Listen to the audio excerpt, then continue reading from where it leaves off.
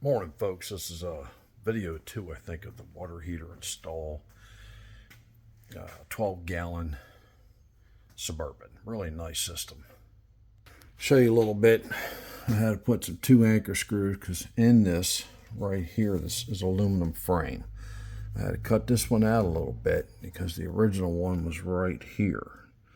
All right, and then we put in some spacer wood, if you can see it back there. And then right here. All right, and we tighten that up with a self-tapping.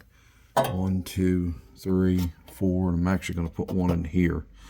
But let me show you something real quick. You have to be careful where you put them. See the notches right there?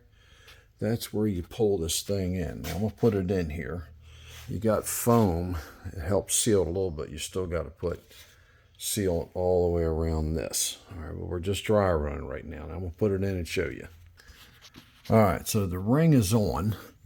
It's pretty tight up against there. Remember, you're going to put these long screws in right here that tap into this hole. The ones I did, you want to put in them notches. So you have to line this up, make sure this don't interfere with it when it pulls in. See, it's clear. Same way with that one, clear. Right there. All right, I'm going to put one more right in here. I'm going to pull that wood forward. Now we're going to go inside real quick and I'll show you what's going on.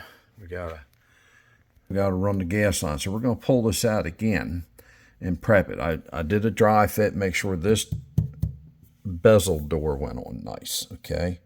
And I had to remove the exhaust deflector, to get in there and tighten that up nice. Remember, all it was basically a 5/16, right?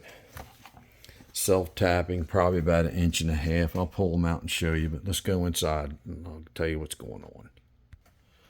All right, so here we go. We're in the back of the water heater. This is where you come up the step to kitchen.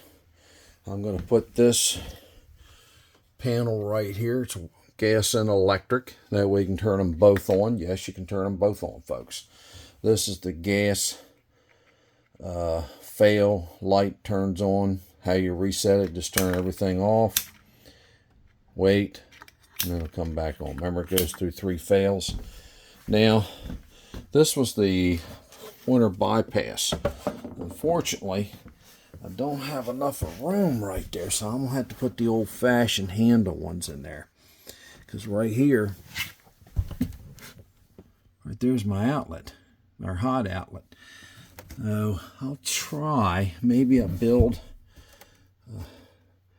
another 2x2 here or something, right?